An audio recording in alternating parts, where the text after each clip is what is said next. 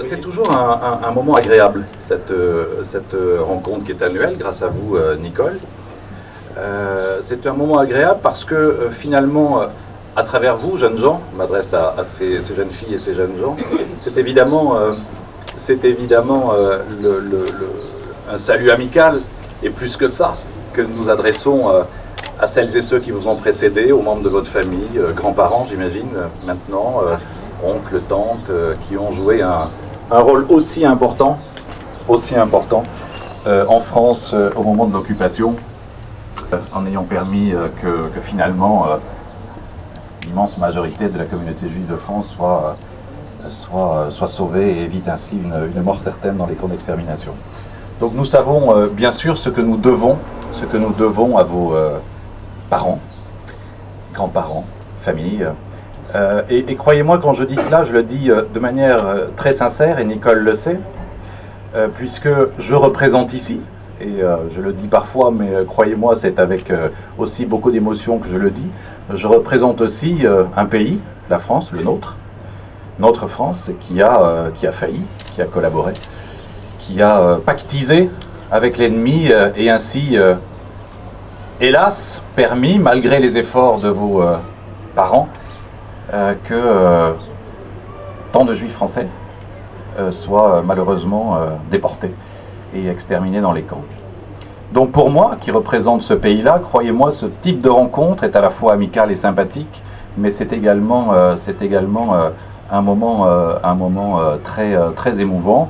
Et comme vous le savez sans doute, nous entrons ici, enfin vous venez ici en Israël à une période un peu spéciale, hein, où on commémore le souvenir de la Shoah.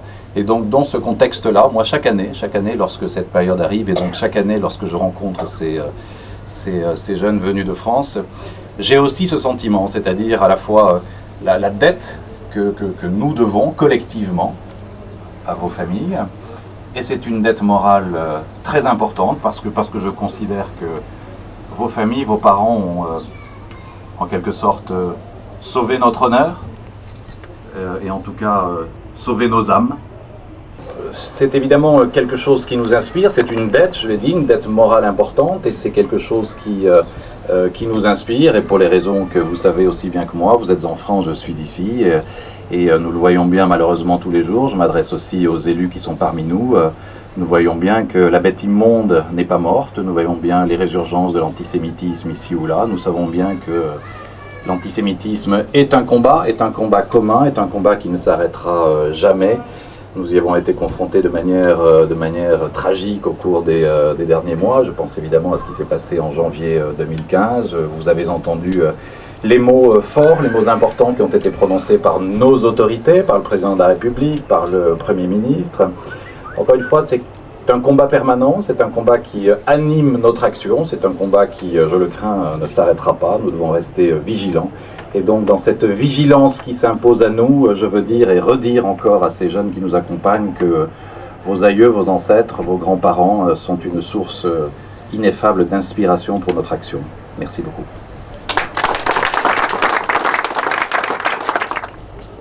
Vous parliez, monsieur l'ambassadeur, et je vous remercie de nous accueillir chaque année, de lutte contre l'antisémitisme. Ce qui a été très fort de la part des Juifs parmi les nations, c'est qu'au fond, c'est même pas contre l'antisémitisme qu'ils ont lutté. Ils ont juste voulu se montrer dignes, humains tout simplement, et tolérants. C'est pour cela qu'ils se sont, avec beaucoup de courage, avec beaucoup de force, élevés contre la barbarie nazie, au péril de leur vie, défendus et sauvés des Juifs. Certains ont péri aussi et ont été déportés comme les victimes juives de la Shoah, de sorte qu'il y a quelque chose qui fait qu'aujourd'hui, entre vous, mesdames et messieurs les élus, entre vous, petits enfants de Juste, et nous tous qui nous battons pour une cause commune, celle de ces grandes valeurs qui font aussi notre honneur à tous et qui nous rappellent, qui nous obligent qu'aujourd'hui, plus que jamais, alors que, certes, l'antisémitisme est ravivé, comme on le sait, mais au fond, toutes ces idées radicales, totalitaristes nous assaillent, eh bien il faut resserrer les liens, nous sentir très solidaires, considérer que nous ne devons être qu'un, quelles que soient nos origines, quelles que soient nos appartenances, quelles que soient nos convictions politiques, mesdames et messieurs les élus, nous ne devons être qu'un pour faire barrage à toutes ces idées de ces fondamentalistes qui sèment la violence maintenant. Israël était, hélas, un pays habitué à des actes de terrorisme. Voilà que maintenant, en France, nous sommes aussi touchés. Peut-être comprenons-nous mieux ce qui se passe ici et pourquoi il nous faut redoubler de vigilance partout pour nous défendre et pour défendre ces belles valeurs. Je ne te passerai pas la parole sans peut-être prendre quelques minutes pour rendre un hommage très ému à Jacques Chirac. Le président Jacques Chirac, qui, comme vous le savez, m'a fait l'honneur de me confier des responsabilités au sein de deux de ses gouvernements. Jacques Chirac est, je crois, malgré tout, et quelles que soient nos sensibilités politiques, un grand modèle.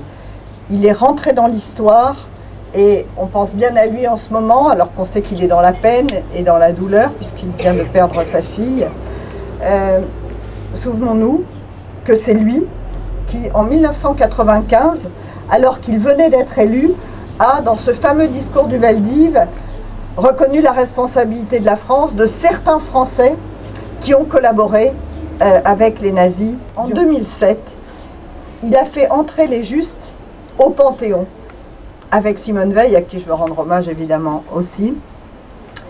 Et ceci pour dire que, quelles que soient les sensibilités politiques pour lesquelles nous militons les uns ou les autres, il y a des idées, il y a des valeurs, il y a des actes de courage qui transcendent tout ça. Jacques Chirac l'a fait, et c'est la raison pour laquelle ce soir, en dehors du fait que je lui dois une reconnaissance éternelle à titre personnel, parce qu'il m'a fait une confiance voilà, que j'espère avoir un peu méritée, en dehors de cela, il a fait pour la France et ensuite pour le monde énormément, en reconnaissant cette responsabilité qu'il fallait absolument dire, décrire et condamner. Merci à tous et bonne soirée.